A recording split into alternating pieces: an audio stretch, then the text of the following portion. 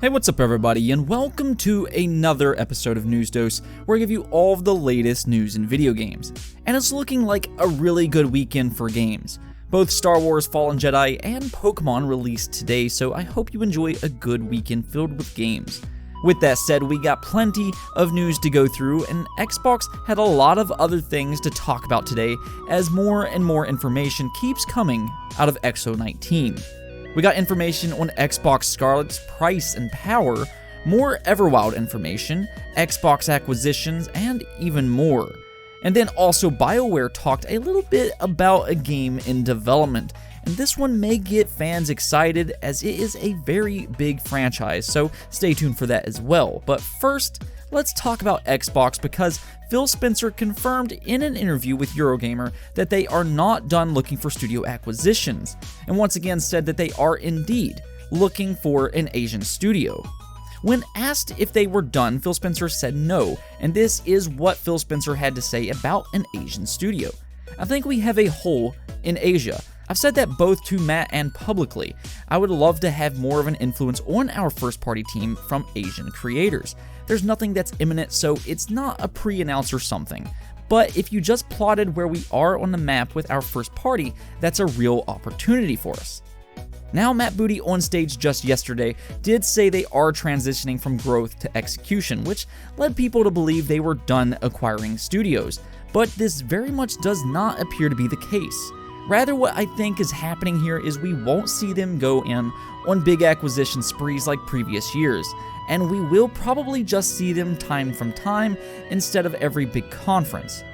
Phil Spencer did note that an acquisition was not imminent, but they are looking, and something to remember is what Phil Spencer said earlier this year, because back at E3, he said he wanted a Japanese studio in specific. Now, they could also get a studio from other Asian countries such as China or Korea, so keep that in mind as well. But the main question now would be, who could Xbox acquire in Asia? Some of the top choices I see people speculate on is White Owls, Falcom, and Platinum Games. Platinum Games would be the biggest of all of the developers here, as they have made fantastic games from Astral Chain, Nier Automata, and Bayonetta. Though if they did acquire Platinum, there would be a lot of really angry fans because Platinum does have a rather big fan base.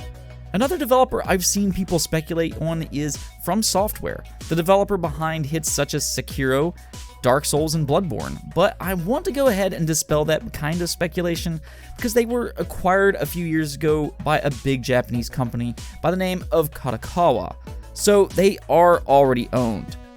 Nonetheless, this is the second time Phil Spencer has said they are looking to acquire an Asian studio publicly, so who do you think they could acquire? They're at least looking as of this moment, and for that matter, they could still acquire studios all over the world, so let's speculate here. Let me know what you think that they could go for. Phil Spencer also went on to say that they're not done announcing new games this year, and that's a bit surprising. Considering they announced Everwild, which we will talk about here in just a moment, Grounded, and Tell Me Why yesterday, you would kind of think they're done announcing games, but Phil Spencer said very clearly at XO19 that you can come to expect them to announce new games at every event moving forward because they have more games in development than they know what to do with. So it looks like all of their acquisitions is really starting to pay off now, and of course now we're probably wondering what could they announce and when, especially considering Phil Spencer did say they have other new games to announce this year. Well, I would say they're most likely going to announce it at the Video Games Awards December 12th, so not even a month away. They did already say that they're at least going to be showing gameplay of Gears Tactics, but he did very specifically say they are not done announcing new games, so Gears Tactics wouldn't be the only one. As to what they could announce, we talked about this on the channel this week, but we do know that Ninja Theory's Hellblade team is working on a new game, and it was rumored to show up at XO19, so there is a possibility they could show it at the Video Game Awards. That would be a really big deal, but it could be something else. They do have 15 studios after all, many of which has multiple teams. Plus, they have Xbox publishing studios, so could even come from a third-party studio. It is very interesting though, because I really wasn't expecting them to announce anything else this year. What do you think it could possibly be? Could it be Fable? Could it be from Ninja Theory? Or could it be from a different developer? Let me know in the comments below. Moving on, we got a little bit more information on Rare's new IP, Everwild, and really the more I hear about this game, the more I get excited. So first off, it is inspired by Zelda Breath of the Wild, and I talked about it in yesterday's video, but you can see the main character climb a rock that really did remind me of Zelda. So I'm thinking that you will have some kind of climbing ability. Everwild is a third-person adventure game looking to change the way you play, so I expect this to be a very innovative game. The executive producer is Luis O'Connor, which is most well known for Conker's Bad Fur Day, which is actually one of my all-time favorite games. It also has the art director from Viva Pinatas, and I love that game as well. They currently have 50 developers working on Everwild, so it's not like a really large team right now, but they do plan to grow it more, and now they have 20 jobs open as of this moment. And here's the most interesting thing of them all. It has godlike features. Think of games like Viva Pinatas, though I'm not really sure how it will be implemented in Everwilds.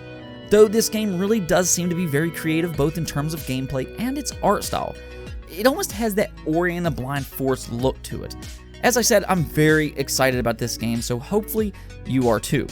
Now Phil Spencer has been talking a lot, and he had a few other things to say.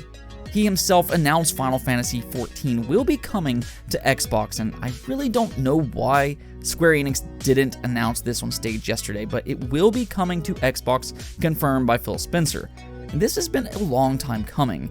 It just seems like there was always a reason it wasn't coming to Xbox, whether that be an Xbox issue or PlayStation refusing to do crossplay, but it appears both Xbox and PlayStation has changed some policies now, and it will finally be coming to the Xbox platform. Many believe it to be the best Final Fantasy in years, especially with the expansions, so for all of you Final Fantasy fans, this is absolutely fantastic news.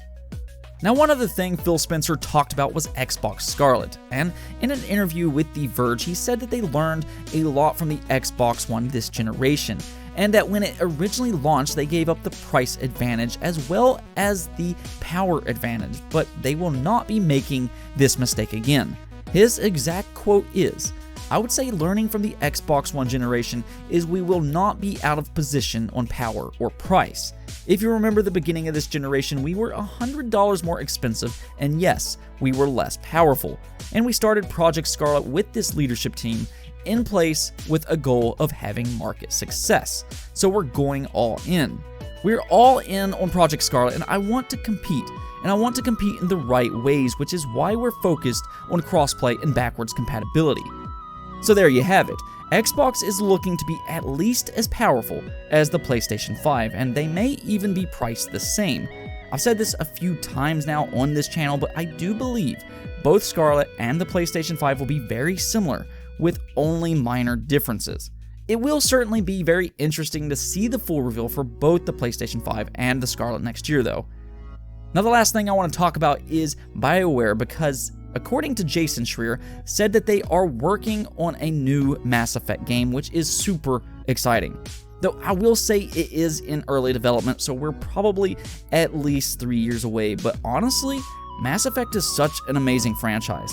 I know people were kind of burned on Andromeda, but the original trilogy is one of the best trilogies in games. I know some people were kind of disappointed with the ending, but nonetheless, it was an amazing trilogy.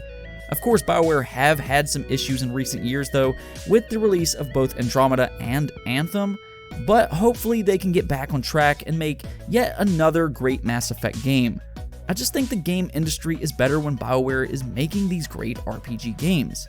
Jason Schreier also said that they're doing a complete overhaul of Anthem, and I know it wasn't really well received, but maybe it can be salvageable. I mean, it looks really good graphically. It has all these issues, and the gameplay apparently wasn't the greatest, so hopefully they can salvage it and turn it into a good game. Nonetheless, expect some big changes with Anthem. Anyways, though, that's it for this episode, but I hope you liked the video, and if you did, don't forget to hit that bell notification and subscribe button. Peace out.